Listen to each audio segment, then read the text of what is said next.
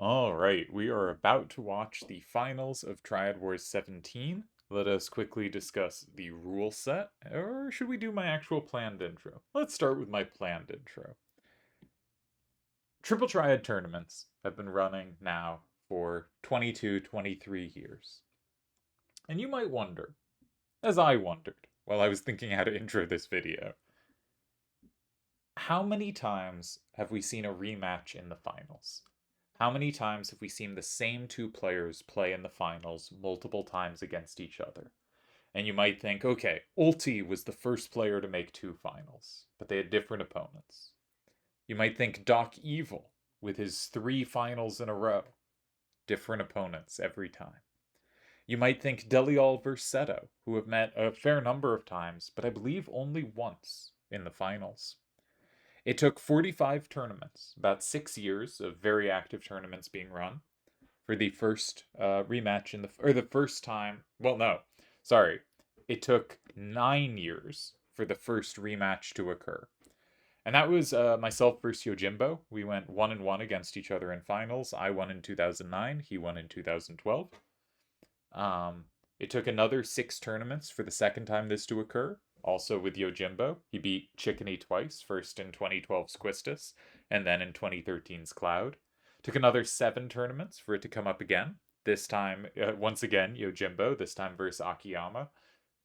Beating Akiyama in Triad Wars 12, and Akiyama got revenge in Idia.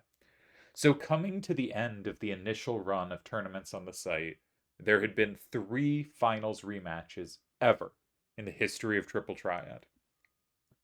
In major tournaments, of course. I didn't check title matches like Rhinoa defenses and TTACs. That would, I think, maybe it would get a Seto match in here. I'm not sure, actually. I didn't check that. After the return, we sort of got a fourth, Seto versus Metis, where they were both in the finals of Nephilim and both in the finals of Ultimecia. But in Nephilim, it was a top 3. And given that they came second and third, it's kind of weird to describe that as, like a finals rematch, because we don't think of a finals rematch not including, like, the winner of the event, right? We did get Delial versus Vid. They met in 2023's TTAC 15 and 2025's Kefka 2. So that is our fourth by my count. And so there are 4 matchups other than the one today that have seen a finals rematch. 4.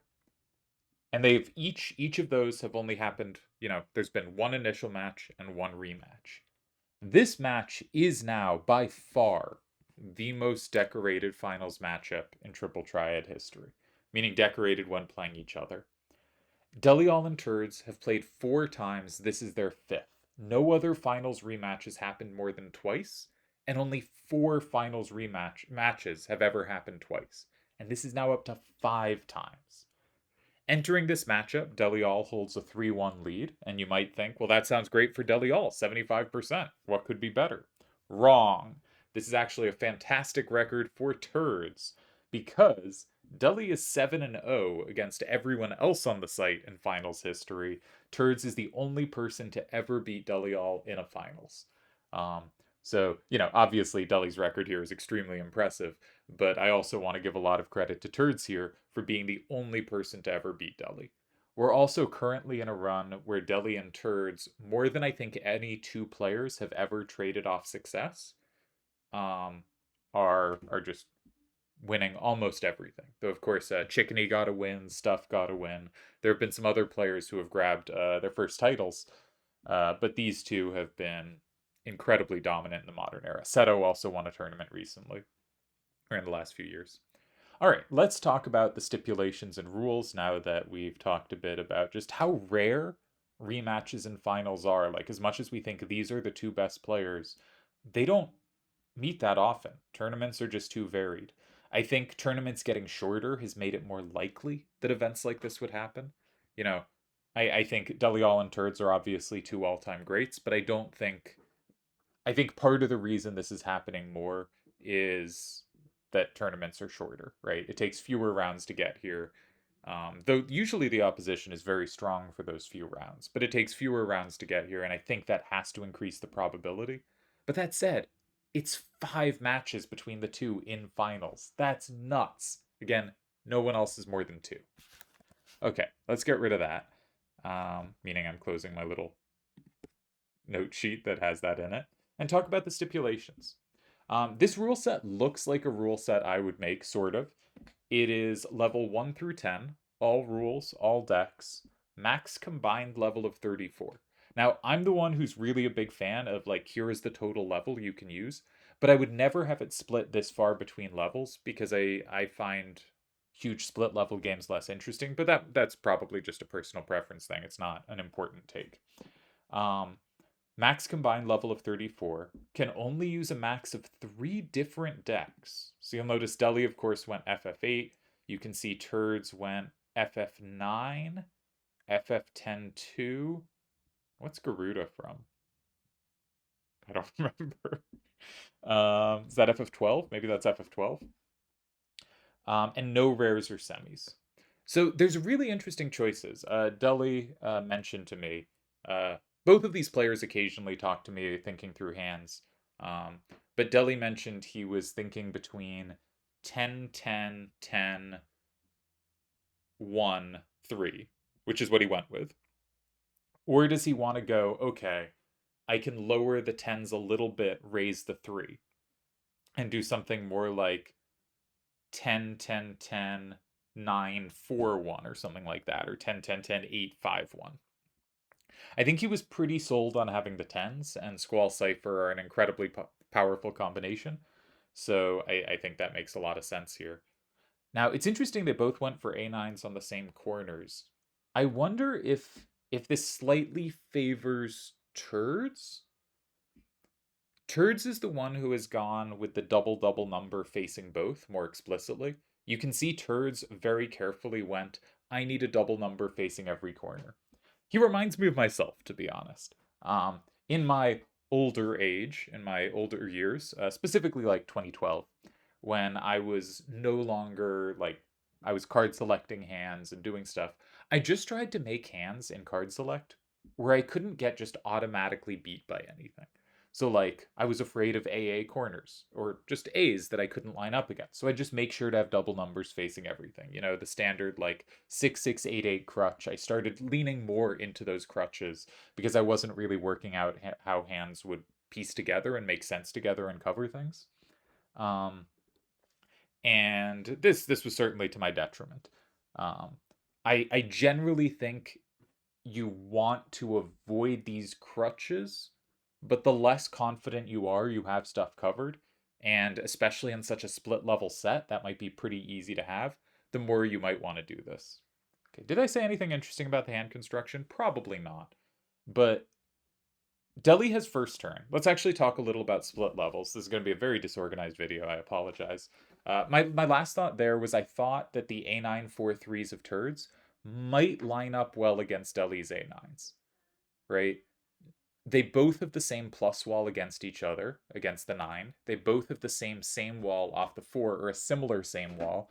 Having the 4 on the opposite side of the 10, I think actually might make it slightly more likely to get the same wall than having the 4 next to the 10. But it really depends on configuration of cards. But I think that's slightly preferable. And the 4-3 can pick off the 9s on Deli's Squall Cypher, while the 6-4 can't pick off anything for combos on the A9 4-3. So I think Turdz has snuck in slightly lower level with the slightly better matchup. And he might have correctly predicted Deli would go Squall Cypher and decided that having just the slightly better incidental combos at a lower level was a favorable matchup. If so, I think he did really well. But also, Squall and Cypher are so good, it's kind of hard for me to ever believe they have that bad a matchup. But one thing worth noting, I did a bunch of testing with an FF8 Squall Cypher hand versus an FF Tactics hand with Vormav and Meliaduel, A8 7-3s. And you would think the Squall Cypher hands were just better, and they just weren't. A8 7 3s lined up so well. The 7 3s get plus walls on the 6s, the 8 7s get plus wall on the 9s. Squall and Cypher don't line up to plus wall or same wall anything on them. It's actually like just a clear advantage. Not like winning, not massive, but a clear advantage for the A8 7 3s. And when you want to look at matchups, a lot of the time you should just kind of count up the incidental plus walls and stuff. And that looks in Turd's favor, though I don't know how that's going to be affected by first and second turn.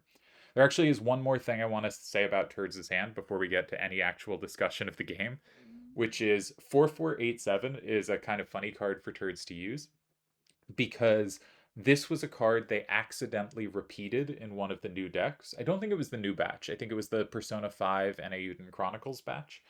They repeated this and no one noticed, and I was the one who caught it. Now, I only caught it because Tezuka had fairly recently beaten me really badly using this card in a tournament, meaning within the last few years. And so that card was firmly in my head as, oh no, that card's scary. So when I saw a new card with the same numbers, I went, because I was running 6763 and 6367, and its 4/8s were just killing me. Again, incidental combos, really important. And Turdz had said, don't know how we missed that one. And now he's using it. So he won't miss it if it happens again. Okay, so split level sets. My immediate story to tell, and I'm sure I've told this story before, is I was facing Kaus Debonair, I believe, in the quarterfinals of SE Irvine? It was whatever the tournament was, which was my first semifinals. And the run that sort of put me on the map, and I think it was Irvine. And it was a split level set. I think I want to say it was 2, 4, 6, 8, 10. Must use one card from each level. And Kaus had first turn. And Kaus used like his level 6 as his starter or something. And he ended up being stuck with a high level and a low level at the end. And that ended up giving him a tough end game, and I won the game. And I think at that point in time, he was probably better than me. And I was helped by having a better feel for the offbeat rule set and was lucky it was an offbeat rule set. He thought it was second turn favored because he was so likely to end up with the low level and high level card. I thought it was first turn favored because you can use up the low level card. As I've argued many times in videos about closed, first turn benefits from having easy things on the board to take. Like weak corner starters are not a bad option. And they guarantee that your opponent has a lot of weak cards too, meaning they can't put out strong stuff that's hard for you to take. And if you keep your high level cards for the end, you are very likely to have sweepers. Which is why my instinct for this set was something like what both players have done, which is to say have 3 or 4 really high level cards and a level 1. And if you have first turn, you find the best place to use that level 1. You know, most cards in Deli's hand are happy to face towards this.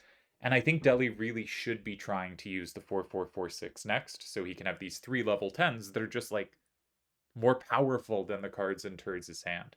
And if he can sweep with those, that can be a really good spot to be in. One kind of interesting feature of this is Turdz has a lot of double numbers in his hand, and Deli has fewer. But if Deli plays his low level cards first, he will have used up all of his double numbers. And you'll notice okay, that's not important, what I was going to say. But we can very quickly see players run out of double numbers because often players use the high level cards for power and the low level cards for kind of recapturing utility. But you do not want to hold on to the recapturing utility, right? If you play, say, Squall in 9 and you have 4/4/4/6 in your hand, it can recapture in 6. It's dead in 8. It's probably dead everywhere else. A card for 1 square is not a very good card. Actually, the thing I was going to say earlier was highly relevant here. The 4/4/4/6 covers the right side of the board. So what Deli did was he played on the left side. He's getting rid of stuff on the left side. 4/4/4/6 will now play better against the actual squares where Turdz could put an A9 corner. And Turdz said, no, I am going to play against the double number you used up, even though it might help you lock in your own card. We'll see about that. Turdz definitely his play against a lot of the ways Deli would want to lock it in. Actually, remarkably good play against some of the cards Deli could use to lock it in. But Turdz is saying he wants to play against the double number cards Deli is missing, and he's putting high numbers facing out. And Turdz having second turn, he never actually has to use his low level card, right? He has to use the 4487 at some point, or like one of the two lowest levels, but it's possible he can play the game without ever using the 2332, right? So he can start with a higher level card than Deli can. First turn and second turn strategy are in fact quite different. Now, if we look at Deli's lock-in moves, 4 can be plussed in 5 or plus walled in 7. It would probably be plus walled in 7 because Deli doesn't have the combo back in 5. Irvine in 5 can be same walled in 7. And again, there is not a combo back. 4446 in 5 can either be plus walled in 7 or samed in 5. And Squall in 4 can also be samed in 5, though there would be a same wall back. So Turdz is saying, you don't have something comfortable to put in 4. I think he's right. I will also, though that doesn't mean Deli should rule it out entirely. I would also point out that Deli can attack the card in 2, but when you play a card in 2, it's usually safer. Vialva has shown this in a bunch of games. It's usually, you usually want a high number facing towards 3 rather than facing towards 5. Because 3 is a pretty desirable square for your opponent to play in, and 5 is usually not near as desirable. First of all, it might walk into combos, which it does here. But second of all, it's just vulnerable to lots of things. And if they go 5 and you have 3, 3 is inherently like a more valuable square to take. So you get the better version of those paired squares. So when you do play a card in a square like 2, it's much more important to be tough for the opponent to take in 3 than tough for them to take in 5. And I think there's a sort of generalizable rule. I feel like I'm making my points just horribly today. But I think there's a generalizable kind of, maybe not rule, but guideline there of if a square is inherently valuable anyway, like you want to be weak to squares that are bad to play in, and you want to be strong to squares that are good to play in. After cards are in 1 and 2, 3 is the second most popular square to play in after 4, and maybe it's pretty close between whether players like to play in 3 or 4. 3 is inherently a top choice. Almost no one ever plays in 5, though you'll see the occasional game. So it's like okay to be weak to the square no one plays in, and you prefer not to be weak to the square that the opponent is often going to play in. Now, Deli's kind of chalk, I don't want to interact with this move as Irvine in 3. This is safe, and it gets rid of a card that's probably not going to play that great. It does keep 4446 in his hand a little longer. If he could play 4446 comfortably in 4, that would probably be the ideal move.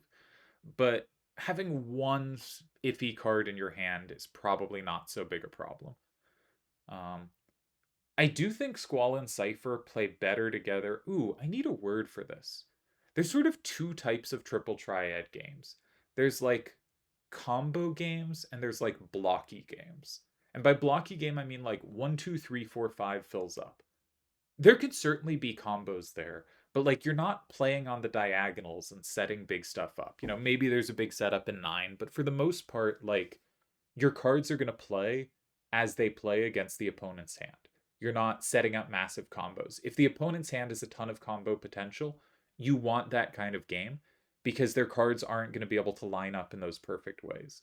And then there are games that are like X setups or like 1, 2, 6, 8, where just there's so many interactions. And if the cards can play off each other, they can just like set up automatic wins very easily by just powerfully they play off each other. And if you're seeing Squall Cypher, you probably want to see a blockier game, and Turdz might be heading well towards that. So far, I think Turdz has handled how this has gone really well.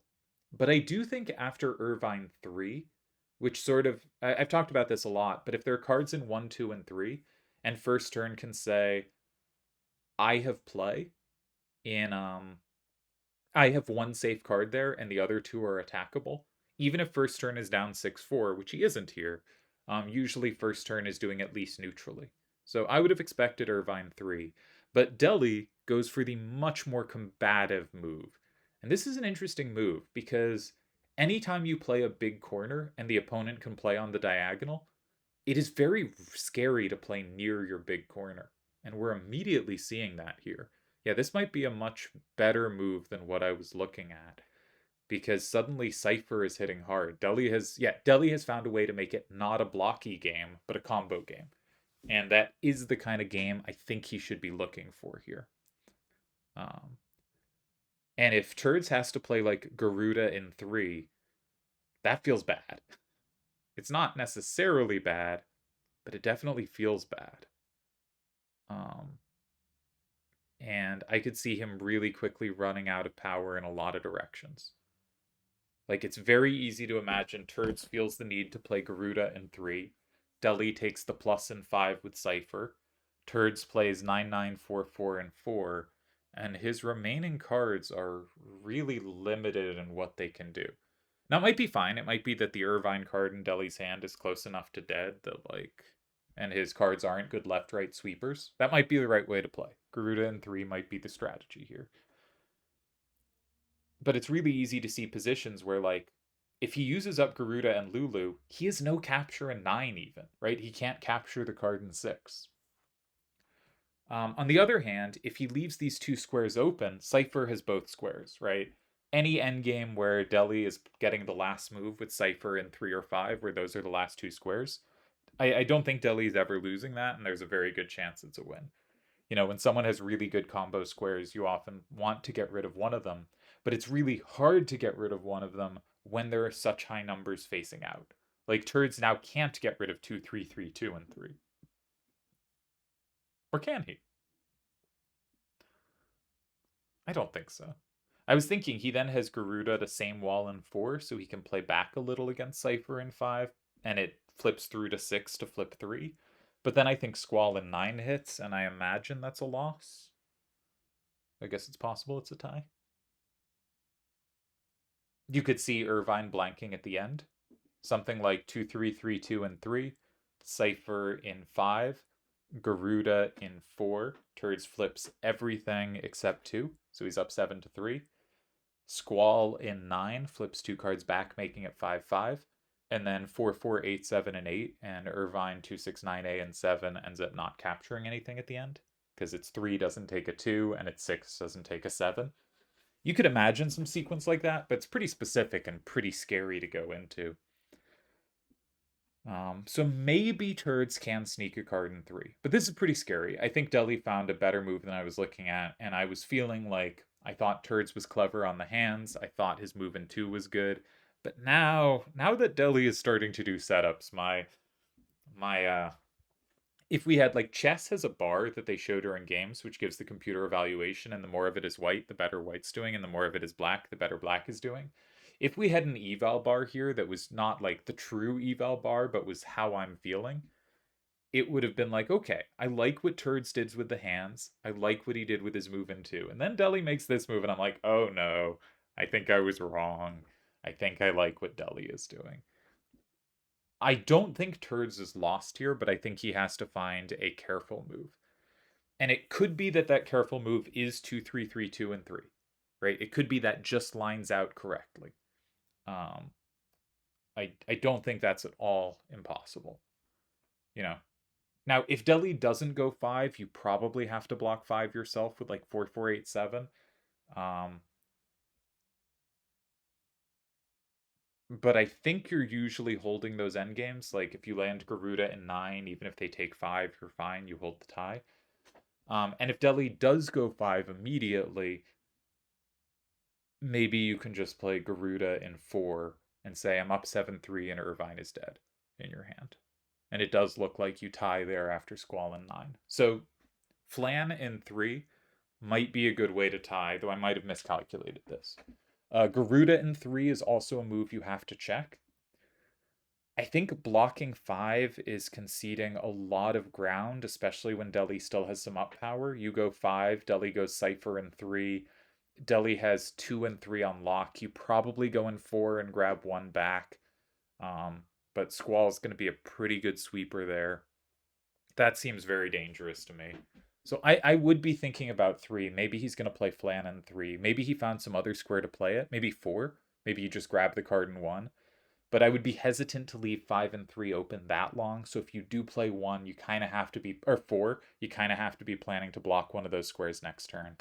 But maybe we'll see flan in 3, which, I mean, I didn't calculate all that deeply or well, but if I did calculate correctly, and my reasoning wasn't ridiculous, then flan in 3 could be a way to hold. I think also, okay, put it back down. I would personally find it somewhat psychologically difficult to adjust to thinking I had an advantage after 2 and then being really uncomfortable after 6. Now, maybe Turdz saw this in advance or saw this during his thought process, which I totally missed. There's a good chance he did. You know, you should check the diagonals, and I didn't. But yeah, so he does go flan in 3. Okay. So from my calculation, I think this holds, and I think it's a really good hold if so. Because a hold where you sort of sacrifice part of the board to combo back and only have your last cards remaining and are relying on Irvine blanking at the end, this is a hard move to play. One of my proudest moves of the return was a game against Turdz in a weekly open where it was a J setup. Cards I think were in 1, 5, and 6. And I played in 3 in a way that just sacrificed the top row because I had calculated out at the end how the bottom row worked. And that's just always been a hard kind of move for me to see. I've always struggled defending the J because it is often vague enough that I can't find something explicit to calculate. And I'm a player who has pretty good instincts and then, especially when playing, not necessarily as much when commentating, really good calculation. But if my instincts aren't going anywhere, I can't really like start calculating. If I don't come up with a reason to start looking at a move, it's really hard for me to think it through. And so a move that just sacrifices the top row is a hard move for me to find, and I was really proud that I did because yeah, it didn't fit natural sort of intuitions for me. And I think this is a hard move to play.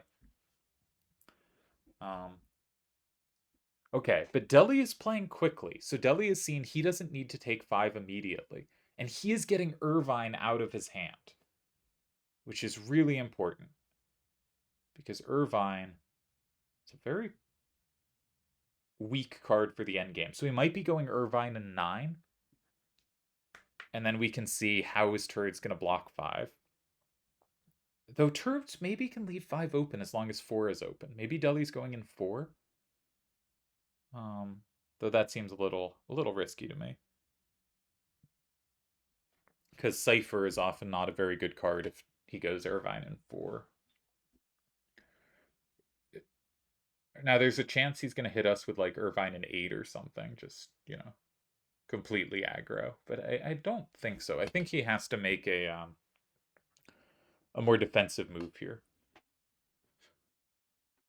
But we'll see, because I just assumed he'd played defensively last turn, and I was completely incorrect, and his move, I think, was much better than what I was looking at. I'm going to start setting up also the solver to look at this, because what an interesting game.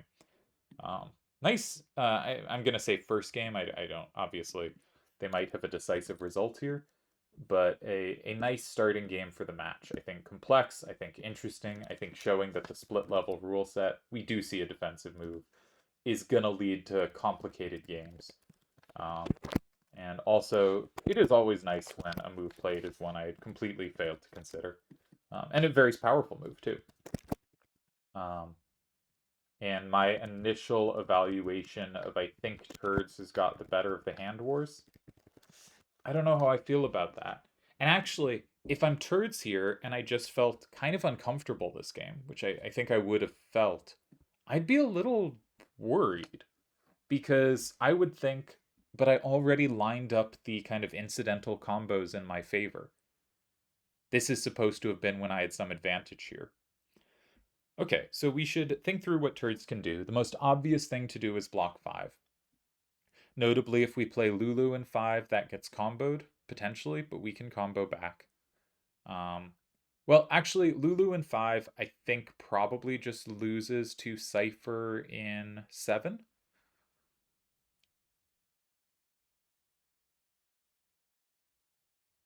I guess not. I guess that's just a tie after 4, 4, 8, 7, and 4, if I'm counting correctly.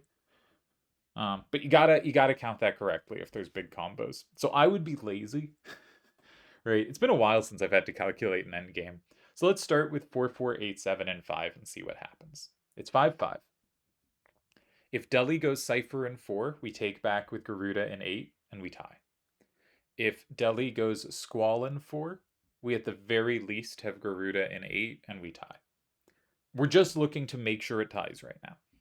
If Deli combos with Squall in 8, he flips 3 cards, we're down 8 to 2. We will play Garuda in 4. We will flip, I believe, 6 cards back. Oh no, we flip too much back because the combo goes through 4, 4, 4, 6 to hit Irvine. Ooh. So, Lulu in 5, it looks like... Okay, no, it doesn't lose. Because if they play Squall in 8, we can play Garuda in 7. We combo through Squall, they don't combo back. So I think Lulu 5 then holds to both moves in 8. Because Cypher in 8, we can at the very least play Garuda in 4 and we hold. And Squall in 8, we play Garuda in 7, the incidental combo saving. Yeah. And then is there a big setup in 7? If Squall in 7, Garuda 4 is fine. And if Cypher in 7, I was thinking that was the loss or the win for Deli. But there's 4, 4, 8, 7, and 4, which flips 2 more cards. So Turdz would be up 8 to 2. Squall in 8 at the end does not flip 7. It flips Lulu 5, which flips 6, which flips 3, but only 3 cards. That looks like a tie. So I think Lulu 5 is a tie. Or sorry, what's the line I'm looking at? Yeah, Lulu 5 I think is a tie. If I miss something, that's a deeply embarrassing way to lose, but I do think Lulu 5 is a tie. Okay, what about 4, 4, 8, 7, 5? What do we think? If Squall in 8, then we're down 6, 4. But Lulu in 4 makes us up 6, 4, and we are not comboed. That line's a tie. If Cypher in 8, it is still 5, 5, and we can play Lulu in 4, and that's a tie. Because we flip 1, they flip 1. If they go... Alright, well, it looks like move's going to be played. If they go Cypher in 4, we're down 6, 4, but can play Garuda in 8, 5, 5. Did I already check this move? I don't remember. This is... I'm out of shape for this. If Squall in 4, then Garuda in 8 also ties. Do they have a big setup in 7? If they go Cypher 7, we can play 8, and they don't flip anything from 4, so we tie. No, they do. They have it both ways. They do flip from 4. But we can still play Garuda in 8 flipping Squall, and they don't flip Squall back there. Oh, sorry, they don't flip Cypher back there. Yeah, because 12, 11, 11. Okay, so I think that also ties. Okay, he goes 4, which I did not consider at all, which I did not get to. But the thing is, if you're Turdz, I think you know you're not winning this game. So as soon as you find a tie, you can basically play it. So if he found a different tie than I did, good for him. So I brought up the solver. Where is its output? There's the window. It's got too many windows open. And after Turdz went in 2, I thought Turdz had a nice position. The solver says about... Okay, solver is saying Deli's doing pretty well there. I thought Deli could play Irvine in 3, which the solver says is fine, but not special. And the solver thinks Deli's move's a little better. Yeah, that makes some sense to me. And Turdz goes in 3, which I liked. And Deli goes in 9, which I liked. Now, I thought 9, 9, 4, 4, and 5 was a tie, and I'm correct. And I thought 4, 4, 8, 7, and 5 was also a tie, and I'm correct. But was Turdz' 9, 9, 4, 4, and 4 also a tie? We could calculate it out, but why think? It is also a tie. Okay, so there were a number of ties here, but we did have to be careful. There were 4 ties, 2 of them in 5, 2 of them in 4. So I looked at one of the squares, and Turdz looked at the other. And Turdz's point is just Cypher in 5 can be comboed back by 4, 4, 8, 7, and 8. Which is a setup I did not notice. I only noticed we had counterplay against Cypher in 4 because last turn before Deli played in 9, we only did. Turdz noticed that Deli's move in 9 gave him counterplay in 8 as well, which I completely missed. So nice point by Turdz. Good game, I think. I like this as a first game of the match. This feels very worthy of a finals. I think this was complicated, interesting. Deli going for combative options that really put pressure on. Turdz finding a tie in three that really sacrificed a big part of the board for combo counterplay. Maybe doesn't look that complicated, but there's a whole bunch of combos that happen in those lines, and you have to calculate to the end because you have to see that Irvine is a dead card at the end. So you have to calculate from move 3 to move 9 correctly. And before you say that isn't very hard, once you start multiplying out permutations, that is very hard. So I think a really nice first game of the match. I'm going to put it in the database. I may try to, I think I'll try to divide up. I don't know how many games they'll play, of course, because this is not fixed, despite my attempts to bribe them. But I think I'll try to have one video per game, maybe? All right, finals. What's levels? Level 1 through 10. And the stips are total level 34 or less. All rules, I should add. This is very exciting podcasting. Same all rules. Max of 3 decks, no semis, rares. And it's Delial Turdz, Deli at first turn. 24141, 3A942, 44466, 23323. I guess that was move 4 and not move 3, but 269A9, 99444, and we'll see how the game ends. Very nice first game. Now, how should Deli actually tie? Because he has not actually played his tie yet. So we should try to figure out how this game is going to be tied. If Deli plays Squall in 5, he makes it 5-5. And if Turdz flips something back, Deli can flip Lulu back. Squall is not comboed. That looks like our tie. So Squall in 5 is my predicted tie. But of course, there is the famous story told by Homer of he plays Deli. There's 2 cards left. Deli picks up, or like just very few cards left. Deli picks up 1 to play the obvious tie. Then he puts it down and plays some other weird tie. And Homer plays out the tie, and he goes after, why didn't you play like the normal tie? And Deli's like, well, you're not going to screw up if I don't give you a chance to. So Deli's surely thinking through all the options. I think he sort of does it in a weird way. Like when I'm doing really diligent calculation, it is very much, okay, there's 3 move left and 3 cards. I can just check every possibility. We will just do that. But I will be like, the position is a tie, so I'll just play like one of the ties I find, right? Deli will be like, okay, I found a tie. Now I need to find the tie that annoys my opponent the most. What is the like trickiest of these options?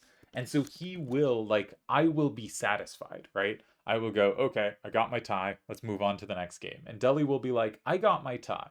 But can I play a tie that gives you that 2% chance to blow it up, to screw up more? I'm gonna find that one. And so he's gonna take his time to make sure he gets that most obnoxious tie on the board. And yeah, I think that's an admirable trait that, I lack. This is not one of those, ooh, look at what I do. This is yeah, I think that's proper form and I don't do it. Yeah, very nice first game. Really like this one, and I think yeah, we'll have a new video for each game played.